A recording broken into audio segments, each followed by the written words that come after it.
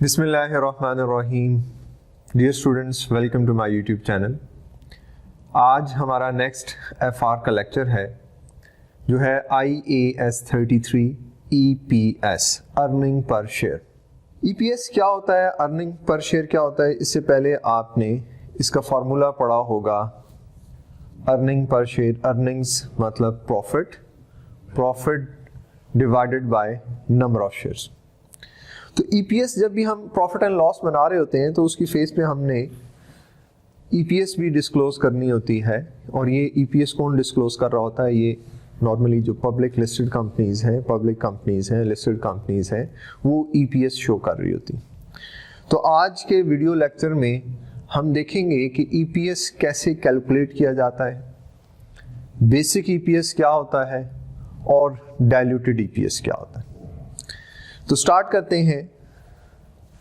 IAS 33 हमारा standard है earning per share.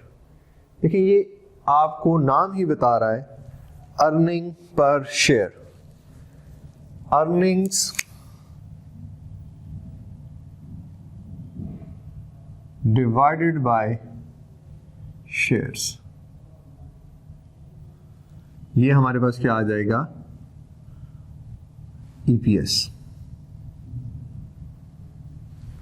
Earnings divided by number of shares. अब ये अर्निंग्स क्या है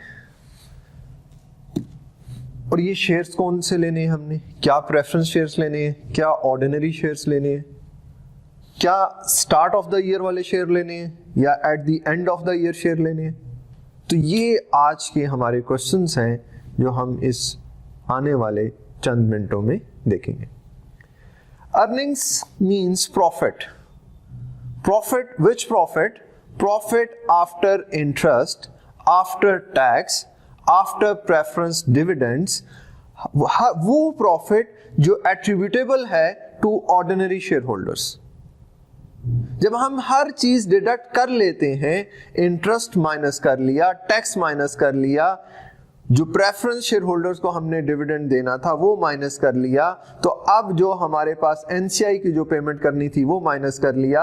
अब जो प्रॉफिट रह चुका है, ये वो प्रॉफिट है जो किसको मिलना है? ऑर्डिनरी शेयर होल्डर्स को मिलना है। तो वो हमने अर्निंग्स, अर्निंग्स का मतलब क्या है? Profit after tax, profit after interest and tax. Shares, तो शेयर्स हमने कहा, जिस तरह भी मैंने पहले बात कर दी कि ये कौन से शेयर्स होंगे? ऑर्डिनरी शेयर्स होंगे, इसमें प्रेफरेंस शेयर्स नहीं होंगे, क्योंकि हमने पहले पढ़ रखा है FFA में कि रियल ओनर्स कौन से होते हैं? ऑर्डिनरी शेयर होल्डर्स होते हैं।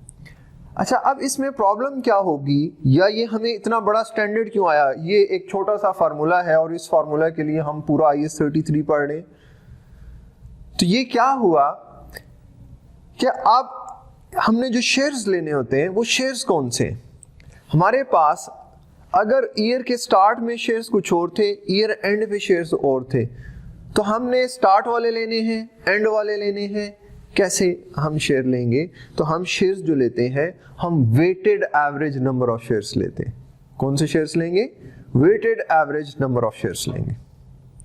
अब weighted average number of shares कैसे फाइंड किया जाएगा? स्टार्ट करते हैं। आज के लेक्चर्स में भी हम कुछ साथ साथ हम अंडरस्टैंडिंग्स भी करेंगे। अब देखिए, 3 तरह से शेयर्स इशू किए जाते हैं। एक होता है cash issue. Cash issue means issue at market price, कि जो शेयर की प्राइस थी उसी प्राइस पे हमने कैश पे शेयर्स को क्या कर दिया? इशू कर दिया। साल के स्टार्ट में लेट्स सपोज मेरे पास 500 शेयर्स थे। At the start of the year we have 500,000 number of shares, and on 1st July company issues 200,000 more shares at full market price, and total number of shares now is 700,000. अभी हमारे पास shares कितने हैं? 700,000. At the start of the year 500,000. New cash issue कितने हुए? 200,000. तो हम अब weighted average number of shares कैसे निकालेंगे? बिल्कुल सिंपल है. देखिए, अब जनवरी से लेके ये बैलेंस कब तक रहा? 1 जुलाई से पहले पहले हमारे पास कितने शेयर्स हैं? 5 लाख. और ये मंथ कितने मंथ हैं? जनवरी, फरवरी, मार्च, अप्रैल, मई, जून, 6 मंथ्स. तो ये बैलेंस हमारे पास 6 मंथ्स रहा है. फिर हमारे पास नंबर ऑफ शेयर्स कितने आ गए? 700,000. तो ये बैलेंस हमारे पास कितना टाइम रहा है? अगेन हम अगर इसे देखें तो ये हमारे पास 6 मंथ्स रहा है. तो हम इन दोनों बैलेंस पे याद रखें, हम क्लोजिंग बैलेंस पे, इसमें ये ऐड हुआ तो क्लोजिंग कितना आ गया? 700,000. तो 700,000 इंटू 6/12, 500,000 इंटू 6/12. तो अब हम अगर इसकी एवरेज ले लें, यहां से हम इसे सॉल्व कर दें तो ये 250,000 और यहां से कितना आ गया? 350,000. तो इन दोनों को हमने ऐड किया तो ये कितना आ गया? 600,000. तो हम अपने प्रॉफिट को डिवाइड करेंगे कितने से? 600,000 से. हमारे पास ओपनिंग शेयर्स कितने थे? 500. क्लोजिंग कितने थे? 700. हमने क्या लिया? हमने वेटेड एवरेज लिया. तो वेटेड एवरेज क्या होता है कि जो स्टार्ट और एंड पे जो बैलेंस जितने मंथ्स रहा, हम उसके साथ टाइम फ्रैक्शन मल्टीप्लाई करेंगे तो हमारे पास क्लोजिंग शेयर्स का पता चल गया. तो प्रॉफिट जो भी गिवन होगा, profit divided by this weighted average number of share, हमारे पास क्या आ जाएगा? हमारे पास ईपीएस, जिसे हम बेसिक ईपीएस कहते हैं, बेसिक ईपीएस आ जाएगा. स्टार्ट करते हैं. अंडरस्टैंड, हमारे पास एक अंडरस्टैंडिंग है, इलस्ट्रेशन है, कैपलन की बुक है. कहते हैं एन एंटिटी, आपको नजर आ रही होगी, an entity with the year end of 31st December 20x8 issued 200,000 shares at a full market price of 3 on 1st July 20x8. Relevant information क्या given है? Profit attributable to the ordinary shareholder for the year ended 31st December 20x8. Profit है 50,000 and profit was in 2007 $460,000. Number of ordinary shares in issue at 31st December 1,800,000. Required. Calculate the EPS for each of the years. हमारे पास हमने 2 सालों का EPS find करना है. हमारे पास 20x7 में number of shares थे 800,000 जो कि आपको नजर आ रहा है. प्रॉफिट हमारे पास कितना था? हमें इस सिनेरियो में 2 सालों का EPS फाइंड करना है, 20x7 एंड 20x8. 20x7 में हमारे पास जो प्रॉफिट है वो है 4,60,000 और हमारे पास नंबर ऑफ शेयर्स हैं 800,000. तो हमारे पास आ गया 57.5 सेंट्स. अगर डॉलर में लिखेंगे तो $0.57, और अगर सेंट्स में लिखेंगे मल्टीप्लाई बाय 100 कर दें, 57.5 सेंट्स. अब 20x8 में हमने 2 लाख शेयर्स मजीद इशू किए.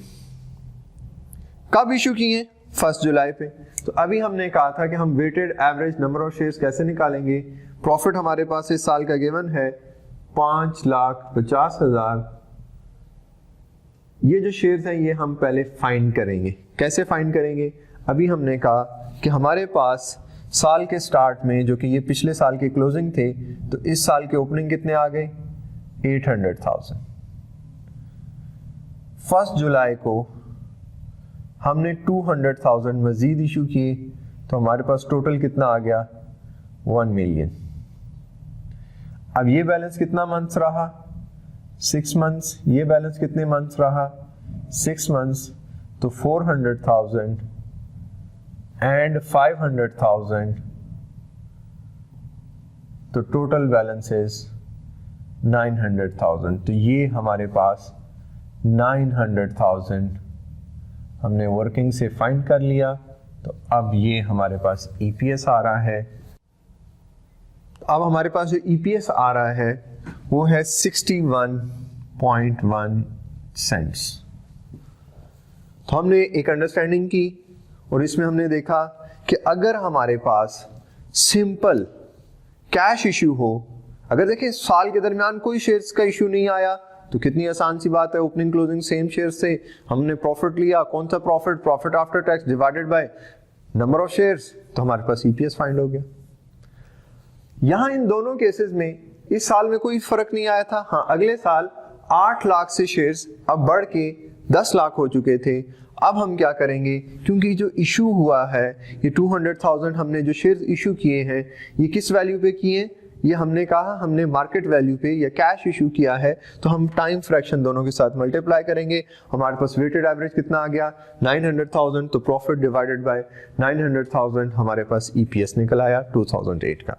तो हमने एक अंडरस्टैंडिंग कर ली, एक और अंडरस्टैंडिंग कर लेते हैं इसी से, ताकि आपको ज्यादा बेहतर समझ आ जाए। आपके सामने स्क्रीन पे अंडरस्टैंडिंग आ रही है। कहते हैं जी earnings for the year ended 31 December 20x4 are 2.208 million. On 1st January 20x4 the issued share capital of G was 8280,000 ordinary shares for $1 each. The company issued 3312,000 shares at full market price on 30th June 20x4. Calculate the EPS for G for 20x4. तो बिल्कुल ये जो अभी हमने question देखा, हमें क्या बताया हुआ है, ओपनिंग शेयर्स भी बताए गए हैं, ड्यूरिंग द पीरियड हमने न्यू शेयर्स इश्यू किए गए हैं वो भी बताए गए हैं। तो हम क्या करेंगे, इन दोनों को ऐड करके टोटल बैलेंस निकाल लेंगे। तो जितने मंथ्स टोटल बैलेंस रहा है उसको उस टाइम फ्रैक्शन से मल्टीप्लाई कर देंगे, और जो ओपनिंग बैलेंस था जितने मंथ्स हो रहा है उसको टाइम फ्रैक्शन से मल्टीप्लाई कर देंगे, और profit divided by weighted average number of shares जो हमने फाइंड कर लिए। अभी मैंने आपको तरीका बता दिया, आप दोबारा इस सवाल को देखें, आपकी स्क्रीन पे नजर आ रहा होगा, आप इस सवाल को दोबारा देखें और इसमें क्या करें, खुद से आप बेसिक ईपीएस फाइंड करें जो कि हमने यहाँ पे पहले फाइंड किया है, profit divided by weighted average number of shares. Profit भी आपको नजर आ रहा है 2208,000, ओपनिंग शेयर्स भी नजर आ रहे हैं, क्लोजिंग भी और इसमें ऐड करके क्लोजिंग भी आपके पास पता चल जाएंगे। ओपनिंग जितने मंथ्स ओपनिंग बैलेंस रहा है उसको उस टाइम फ्रैक्शन से मल्टीप्लाई कर लें। हम देख भी सकते हैं कि साल कब स्टार्ट हो रहा है, 1 जनवरी को, और हमने शेयर्स कब इशू किए हैं 30 जून को। तो इसका मतलब 6 मंथ्स जो बैलेंस है वो ओपनिंग आएगा, और 6 मंथ्स का जो बैलेंस है वो हम उसमें नए शेयर ऐड करके फिर फाइंड करेंगे। तो ये हमारा पहला पोर्शन हो गया कि जब शेयर्स इशू किए जाएं कैश पे तो उसकी क्या ट्रीटमेंट होगी। अब बात करते हैं बोनस इशू की। कंपनी 3 तरह से शेयर्स को इशू कर सकती है, कैश इशू मतलब मार्केट प्राइस पे, bonus issue which is free issue, and last right issue. तो बोनस इशू में हम क्या करेंगे, बोनस इशू में याद रखें कि अगर बोनस इशू हो तो उसे हम टाइम फ्रैक्शन से मल्टीप्लाई नहीं करेंगे, हम ये कंसीडर करेंगे कि ये साल के स्टार्ट में था।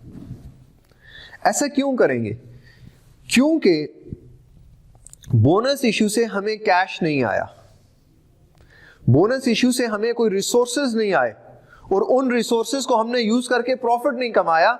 ये तो वही नंबर ऑफ शेयर्स हैं या ये तो वही कैश है जो ऑलरेडी हमारे पास था।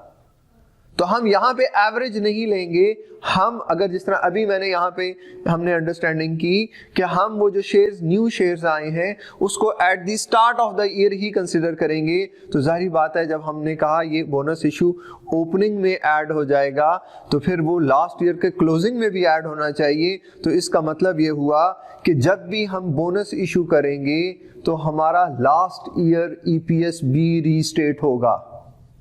जब भी बोनस इशू होगा तो लास्ट ईयर ईपीएस भी क्या होगा, रीस्टेट करेंगे।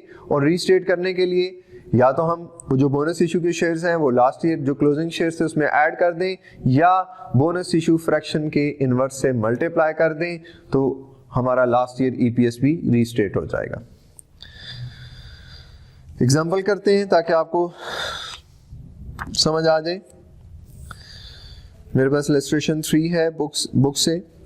कहते हैं, an entity makes a bonus issue of 1 new shares for every 5 existing shares held on 1st July 20x8 Profit attributable to ordinary shareholder for the year ended 31st December 20x7 and 20x8 are 20x8 profit was $50,000 and in 20x7 profit was $460,000. Number of ordinary shares in issue at 31st December 1.2 million and 1 million. Calculate the EPS in 20x8 accounts. तो हमने कौन से accounts में EPS find करना है? 20x8. तो हमारे पास profit कितना गिवन है?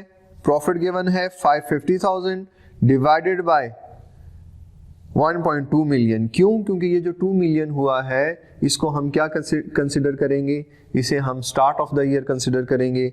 तो 550 डिवाइडेड बाय 1.2 मिलियन, तो हमारे पास क्या आंसर आ जाएगा? 550,000 डिवाइडेड बाय 1.2 मिलियन, तो हमारे पास 20x8 की EPS आ जाएगी. हालांकि हमारे पास साल के स्टार्ट में 1 मिलियन शेयर से जो 200,000 शेयर मजीद आए हैं, वो शेयर्स कौन से? वो बोनस इशू है. तो हमारे पास यहाँ से क्या आ गया जी? 45.8 सेंट्स. ये हमारे पास बेसिक EPS है 20x8 का. 20x7 में मैंने कहा था जिस तरह 20x7 है, जब हमने पिछले साल EPS निकाला होगा वो EPS किस तरह था? लास्ट ईयर हमारे पास प्रॉफिट था 460,000 और लास्ट ईयर हमारे पास नंबर ऑफ शेयर्स थे 1 मिलियन. तो हमारे पास लास्ट ईयर जो EPS आया था वो 46 सेंट्स आया था. अब इस साल हमने कहा जब भी बोनस इश्यू होगा तो लास्ट ईयर EPS को रीस्टेट किया जाएगा. तो रीस्टेट करने के लिए मैंने अभी आपको दो तरीके बताए कि मैं इसकी जो बेस थी इसमें भी 200,000 ऐड कर दूं, तो अब हमारा EPS जो है वो लास्ट ईयर EPS रीस्टेट हो जाएगा. मतलब अगर मैं इस 460 को भी डिवाइड बाय, क्योंकि अगर हम ये कह रहे हैं कि ये bonus issue at the start of the year हुए तो पिछले साल के क्लोजिंग में भी ऐड होने चाहिए थे, तो या तो मैं इसे यहाँ पे 2 कर दूं या इस EPS के साथ मैं फ्रैक्शन मल्टीप्लाई कर दूं. वो फ्रैक्शन क्या है? क्योंकि जो हमने बोनस इशू किया वो कैसे किया है? हर 5 के बदले 1 दिया है, तो 5 डिवाइडेड बाय 6, तो हमारे पास वही EPS रीस्टेटेड EPS 38.3 EPS आ जाएगा. असल में जो बोनस इशू फ्रैक्शन होती है वो होगी 6/5. 6/5 कैसे आएगी? Old plus new divided by old. Old plus new means हर 5 के बदले 1, तो old 5 new 1, 5 + 1 6 divided by old. तो ये हमारे पास फ्रैक्शन आ जाएगी बोनस इशू. लास्ट ईयर को EPS को रीस्टेट करने के लिए इस फ्रैक्शन के इनवर्स से लास्ट ईयर EPS को मल्टीप्लाई करें तो लास्ट ईयर EPS रीस्टेट हो जाएगा. तो अभी तक हमने कैश इशू भी देख लिया, बोनस इशू भी देख लिया, और बोनस इशू में लास्ट ईयर EPS को रीस्टेट कैसे करते हैं हमने दोनों तरीके देख लिए. कि हम बोनस इशू फ्रैक्शन के इनवर्स से मल्टीप्लाई कर देंगे 5/6. अब 5/6 हर क्वेश्चन में ये डिफरेंट रेशियो होगी, और या हम अपने बेस में जो, क्योंकि हमने कहा था स्टार्ट में कर रहे थे, तो यहाँ पे हम क्या करेंगे? 1.2 मिलियन ले लेंगे. इसके बाद मेरे पास अंडरस्टैंडिंग 2 है, आपको स्क्रीन पे नजर आ रही है. कहते हैं D had the following capital and reserves on 1st April 20x1. Share capital 7,000, share premium 900,000, revaluation surplus 500, retain earning 9,000, shareholders fund 17,400. D makes a bonus issue of 1 new shares for every 7 held. तो अब यहाँ पे देखिए हमारे पास fraction क्या आ जाएगी? 7/8, और उसको जब इन्वर्स करेंगे तो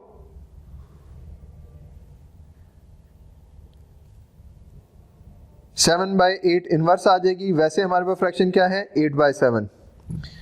फिर क्या कहते हैं? D results are as follows. Profit after tax 1150 and 750. कहते हैं calculate EPS for the year ended 31st March 20x3 together with the comparative figures of 20x2 that would be presented in 20x3 accounts। तो इस साल हमने कहा जो bonus issue हुआ है इसे हम eight the start of the year consider करेंगे। तो जो हमारे पास नंबर ऑफ शेयर्स हैं उसमें इतने नंबर शेयर्स ऐड कर देंगे, profit divided by this number of shares, हमारे पास क्या हो जाएगा, ईपीएस आ जाएगा इस साल का। और लास्ट ईयर का ईपीएस कैसे फाइंड करेंगे, लास्ट ईयर के ईपीएस के लिए हम उस लास्ट ईयर के प्रॉफिट को जो इस साल हमने बोनस इशू हमने कहा था जो स्टार्ट ऑफ द ईयर है तो वही नंबर ऑफ शेयर से डिवाइड कर दें, ईपीएस आ जाएगा। या हमारे पास लास्ट ईयर का ईपीएस लास्ट ईयर के नंबर ऑफ शेयर्स और प्रॉफिट लेंगे, profit divide by number of shares, और इसी तरह इस फ्रैक्शन से मल्टीप्लाई कर देंगे। यहाँ पे फ्रैक्शन क्या है, हर 7 के बदले 1 है तो 7/8 से, क्योंकि 7/8 इनवर्स है तो इससे मल्टीप्लाई करेंगे तो हमें लास्ट ईयर का ईपीएस भी रीस्टेट हो जाएगा। तो अभी तक हमने ये क्वेश्चन आप खुद सॉल्व कर लें। अभी तक हमने कैश इशू भी देख लिया, बोनस इशू भी देख लिया। अच्छा, अगर ऐसा हो कि एक ही साल में आपने बोनस इशू भी किया है और उसी साल में कैश इशू भी किया है। अभी तो इससे पहले जो हमने एग्जांपल्स देखी उसमें हमने सेपरेट 2 बातें की कि सिर्फ कैश या सिर्फ बोनस इशू। अगर एक साल के अंदर कैश इशू भी कर रही है कंपनी और बोनस पे भी शेयर्स दे रही है शेयर होल्डर्स को, तो अब उसकी ट्रीटमेंट क्या होगी, अब थोड़ा सा हम चेंज करेंगे। और कैसे करेंगे, एक अंडरस्टैंडिंग करते हैं और आपको पता चल जाएगा कैसे करेंगे। आपकी स्क्रीन पे नजर आ रही होगी। कहता है an entity had 1 million shares in issue on 1st July 20x1.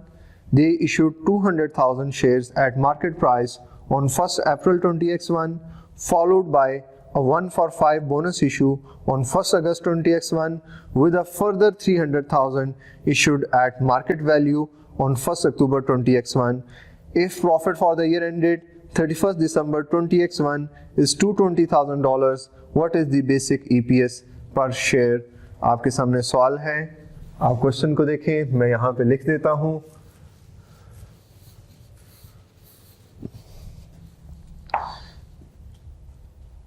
हमारे पास स्टार्ट में 1 जनवरी 20x1 पे 1 मिलियन शेयर्स थे। 1 जनवरी पे 1 मिलियन शेयर्स थे। Then 1 April 20x1 1 April 20x1 cash issue किया गया 200,000। अब टोटल नंबर ऑफ शेयर्स कितने हो चुके हैं, 1.2 मिलियन। फिर क्या होता है, 1 अगस्त 20x1 1 अगस्त 20x1 को हमने क्या किया, बोनस इशू किया। कितना बोनस इशू किया, हर 5 के बदले 1, हर 5 के बदले 1 शेयर दिया। फिर उसके बाद हमने 1 अगस्त को 1 अक्टूबर को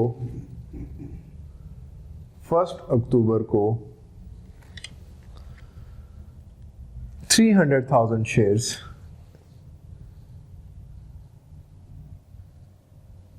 कैश पे इशू की। अब हम यहां से देख लेते हैं कि हर 5 के बदले जो हमने 1 शेयर दिया है वो कितने बनते हैं, 240,000 डिवाइडेड बाय 5 मल्टीप्लाई बाय 1। और अब इन दोनों को टोटल करें तो 1,440,000, इसमें ये भी ऐड करें तो 1,740,000। तो अब देखें ये हमारे पास एक अंडरस्टैंडिंग है, हमने हर 1-for-5 बोनस इशू किया है। ओपनिंग हमारे पास कितने थे, 1 million. On 1 April 20x1 cash issue किए 200,000, now total is 1.2 million. Then on 1 August 20x1 bonus issue 1 for every 5, तो divided by 5 multiply by 1 240,000. Now total number of shares 1.44 million. Then again cash issue 300,000 shares. Total number of shares were 1.74 million at the end of the year. तो ये एक data है दोनों shares में. अब इसकी treatment क्या होगी, किस तरह weighted average number of shares निकालेंगे. देखें, सबसे पहले हम आसान काम ये करेंगे, जो बैलेंस जितने मंथ रहा है उसके साथ हम टाइम फ्रैक्शन अप्लाई करेंगे. जनवरी, फरवरी, मार्च 3 महीने ये बैलेंस रहा है, तो इसे 3/12 कर दें. फिर अप्रैल से लेके 1 अगस्त से पहले अप्रैल, मई, जून, जुलाई, तो ये बैलेंस कितने मंथ्स रहा है, 4 मंथ्स रहा है. फिर अगस्त, सितंबर, तो ये बैलेंस कितने मंथ रहा है, 2 मंथ्स रहा है. फिर 1 अक्टूबर, नवंबर, दिसंबर, ये बैलेंस कितने मंथ्स रहा है, 3 मंथ्स रहा है. तो अगर आप यहां से चेक भी कर सकते हैं, क्या हमारे 12 महीने पूरे हो गए. 3 + 2 5, 5 + 4 9, 9 + 3 12 मंथ्स हमारे पूरे हो गए. अब हमने दूसरा काम क्या करना है, बोनस इश्यू से पहले, ये देखें ये बोनस इश्यू है, बोनस इश्यू से पहले जहां जहां टाइम फ्रैक्शन है हम उसके साथ टाइम फ्रैक्शन के साथ बोनस इश्यू फ्रैक्शन को भी मल्टीप्लाई कर देंगे. बोनस इश्यू फ्रैक्शन हमने क्या पढ़ी थी, old plus new divided by old. ठीक है, तो ओल्ड प्लस न्यू 5 + 1 6, 6/5. तो यहां पे हमारे पास फ्रैक्शन क्या बन रही है, 6/5. और लास्ट ईयर ईपीएस को रीस्टेट करने के लिए हम किससे मल्टीप्लाई करेंगे, 5/6, इसी फ्रैक्शन के इनवर्स से. तो अब हम यहां से सॉल्व कर लेते हैं. ये जितने भी हमारे ये 4 बैलेंसेस हैं, चारों को बैलेंसेस को ऐड करेंगे तो हमारे पास क्या आ जाएगा, weighted average number of shares आ जाएंगे. चेक कर लेते हैं. पहला हमारे पास आ रहा है 300,000, दूसरे में हमारे पास आ रहा है जी 480,000, थर्ड हमारे पास आ रहा है 240,000, फोर्थ हमारे पास आ रहा है 435,000, और जब हम इन सबको ऐड करें तो हमारे पास आ रहा है 1455,000. This is weighted, this balance is weighted average number of shares. तो ये हमने एक ऐसी अंडरस्टैंडिंग की जिसके अंदर एक ही साल में हमारे पास बोनस इशू भी था, कैश इशू भी था. तो अब ये हमारे पास क्या आ चुका है, weighted average number of shares. Profit हमारे पास इस साल का गिवन है, divided by this weighted average number of shares, हमारा ईपीएस फाइंड हो गया. और अब इस ईपीएस में क्योंकि इस साल में क्या हुआ है, बोनस इशू हुआ है, इस फ्रैक्शन के मतलब इनवर्स क्या हो गया, 5/6 multiply by last year EPS. Last year EPS भी रीस्टेट हो जाएगा और इस टाइम तक हमने इस साल का भी ईपीएस फाइंड कर लिया और लास्ट ईयर ईपीएस को भी रीस्टेट कर दिया. तो अभी तक हमने विद एग्जांपल क्या कुछ कर लिया, बोनस इशू की ट्रीटमेंट भी देख ली और कैश इशू की ट्रीटमेंट भी देख ली. अब इसके बाद जो तीसरा हमारे पास कंपनी शेयर्स इशू करती हैं वो होते हैं राइट इश्यूज. देखें, तीसरा जो हमारे पास शेयर्स इशू करने का मेथड है वो क्या है, वो है राइट इशू. राइट इशू क्या होता है, एग्जिस्टिंग शेयर होल्डर्स को मार्केट प्राइस से कम प्राइस पे शेयर्स इशू करना is right issue. Market price से कम प्राइस पे जब आप एग्जिस्टिंग शेयर होल्डर्स को शेयर्स इशू करेंगे तो वो क्या होगा, राइट इशू होगा. अब राइट इशू के केस में जो हमने जो अभी काम करके हटे हैं वही काम करना है. यहां पे हमें एक फ्रैक्शन फाइंड करनी है जिसे हम कहेंगे राइट इशू फ्रैक्शन. और वो फ्रैक्शन क्या होगी, वो होती है कम राइट प्राइस मतलब बिफोर राइट इशू जो एक शेयर की प्राइस थी, और divided by ex right price. X right price क्या होती है, लेट्स सपोज एक कंपनी ने 2 शेयर्स के बदले एक नया शेयर दिया. जो 2 शेयर्स थे उसकी मार्केट प्राइस थी $3. जो एक नया शेयर दिया वो दिया 1.5 का. एक कंपनी ने राइट इशू भी, जिस तरह बोनस इशू हमने करते हैं, किसी न किसी प्रोपोर्शन में दे दिया जाता है, तो उसने कहा हर 2 के बदले 1 नया शेयर दिया जाएगा। बिफोर द राइट इशू एक शेयर की प्राइस कितनी थी? $3 थी, और जो नया शेयर दिया गया वो कितने डॉलर का दिया गया? 1.5 का।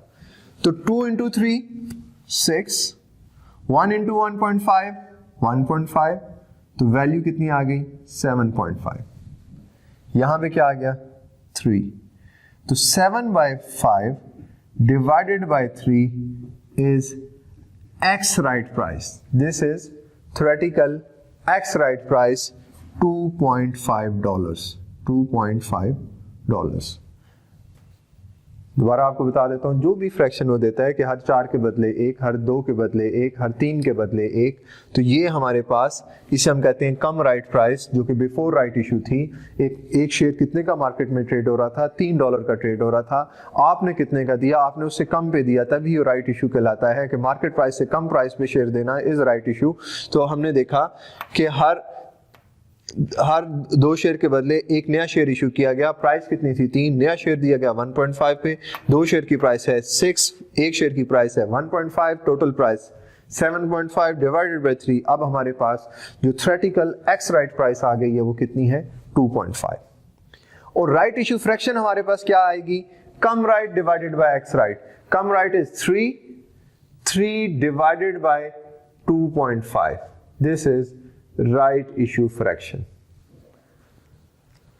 तो याद रखें, जिस तरह अभी हम पिछला सवाल करके हटे हैं, हमने कहा जो बैलेंसेस जिस डेट्स को शेयर इशू करेंगे हमने उसी सीक्वेंस में लिख लिया, और राइट इशू से पहले जहां जहां पे टाइम फ्रैक्शन होगी वहां पे हम राइट इशू फ्रैक्शन से मल्टीप्लाई कर देंगे। जिस तरह हमने पढ़ा कि बोनस इशू से पहले जहां जहां टाइम फ्रैक्शन थी बोनस इशू फ्रैक्शन से मल्टीप्लाई कर देना था, तो सेम उसी तरह अगर दोनों है, मतलब 3 जगह टाइम फ्रैक्शन है और 3 जगह आपने बोनस इशू से पहले और 2 जगह राइट इशू से पहले है, तो 2 जगह पे आपने वो वाली फ्रैक्शन भी और बाकी 3 जगहों पे तीनों फ्रैक्शन आप तीनों साइड पे वो फ्रैक्शन अप्लाई करेंगे, तो आपके पास क्या आ जाएगा? Weighted average number of shares आ जाएंगे, और उसके बाद आप अपना बेसिक ईपीएस फाइंड कर लेंगे। कोई इसमें चेंज नहीं है। हाँ, लास्ट ईयर ईपीएस को आप दोबारा क्या करेंगे? रीस्टेट भी करेंगे। जिस तरह बोनस इशू में करते हैं उसी तरह राइट इशू में भी करेंगे। राइट इशू में क्या करेंगे? इस फ्रैक्शन के, जिस तरह वहां पे हमने क्या कहा था, बोनस इशू के इनवर्स से मल्टीप्लाई करेंगे। यहां पे हम अगर सिर्फ राइट इशू हुआ है तो हम इसके इनवर्स से मल्टीप्लाई कर देंगे, तो लास्ट ईयर रीस्टेट हो जाएगा। अगर दोनों काम हुए हैं, बोनस इशू भी हुआ है, राइट इशू भी हुआ है, तो दोनों के इनवर्स से हम लास्ट ईयर ईपीएस को मल्टीप्लाई करेंगे, तो हमारा जो लास्ट ईयर ईपीएस है वो क्या हो जाएगा? रीस्टेट हो जाएगा। इसके बाद ये हमारा बेसिक ईपीएस खत्म हो गया। बेसिक ईपीएस में हमने कैश इशू भी देख लिया, बोनस इशू भी देख लिया, राइट इशू भी देख लिया, और बोनस और राइट इशू के केस में हमने पढ़ा कि लास्ट ईयर ईपीएस भी रीस्टेट किए जाएंगे।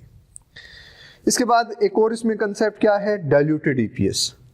डाइल्यूटेड ईपीएस क्या होता है? डाइल्यूटेड ईपीएस में कंपनी ने कोई ऐसी कमिटमेंट की हुई है कि वो कैश ले चुकी है और आने वाले टाइम में उसने शेयर्स इशू करने। कंपनी कैश ले चुकी है, आने वाले टाइम में कंपनी क्या इशू करेगी? शेयर्स इशू करेगी, और जब वो शेयर्स इशू करेगी डिनोमिनेटर इंक्रीज होगा, तो हमारा जो ईपीएस है वो क्या हो जाएगा? कम हो जाएगा। इस ईपीएस के कम होने को ये जो कल होगा ये एक वार्निंग है जो हम अपने शेयर होल्डर्स को दे रहे होते हैं कि शेयर होल्डर्स, आज तो आप 50 सेंट्स ले रहे हैं पर शेयर, आपकी अर्निंग जो है वो 50 सेंट है, और हो सकता है यही अर्निंग जो है ये पर शेयर रिड्यूस होके 40-45 हो जाए। तो ये वार्निंग दिखाना शेयर होल्डर्स को, ये क्या कहलाता है? डाइल्यूटेड ईपीएस कहलाता है। अब डाइल्यूटेड ईपीएस हम कैसे फाइंड करेंगे? देखिए हमारा फॉर्मूला क्या था? Earnings divided by number of shares. तो जिस तरह कन्वर्टेबल लोन्स हैं, जब वो कन्वर्ट हो जाएंगे शेयर्स में, लोन के केस में हम कैश ले चुके हैं, आने वाले टाइम में हमें कैश नहीं मिलेगा, हमने उस कैश के बदले जो कि ऑलरेडी यूज कर रहे हैं उसके बदले हम आने वाले वक्त में शेयर्स देंगे। मैक्सिमम कितने शेयर्स देंगे? वो कहता है जी हर 100 डॉलर के बदले लेट्स सपोज आप 95 देंगे, आप 100 देंगे, तो हमारा जो नंबर ऑफ शेयर्स हैं वो मैक्सिमम कितने से इंक्रीज होंगे वो हम डिनोमिनेटर में ऐड कर देंगे। और जब हमारा जो अर्निंग्स हैं, जो प्रॉफिट है, जब लोन कन्वर्ट होगा तो हम इंटरेस्ट सेव करेंगे, इंटरेस्ट सेव करेंगे तो हमारा प्रॉफिट बढ़ जाएगा। और याद रखो जो इंटरेस्ट सेव करेंगे वो आप 100% नहीं सेव करेंगे, क्योंकि उसमें भी आपको 30% टैक्स देना है। तो उस इंटरेस्ट का कितना परसेंट आप अपने प्रॉफिट में ऐड कर देंगे? 70%। अगर टैक्स रेट 30% हुआ तो आप उस इंटरेस्ट का 70% ऐड कर देंगे। तो अब हमारे पास adjusted earnings divided by adjusted number of shares, तो ये जो अब आंसर आएगा दिस इज डाइल्यूटेड ईपीएस। तो आज का हमारा जो टॉपिक था, जो स्टैंडर्ड था, वो था IAS 33, जिसमें हमने बेसिक ईपीएस की बात करी। उसमें हमने देखा cash issue, bonus issue, right issue,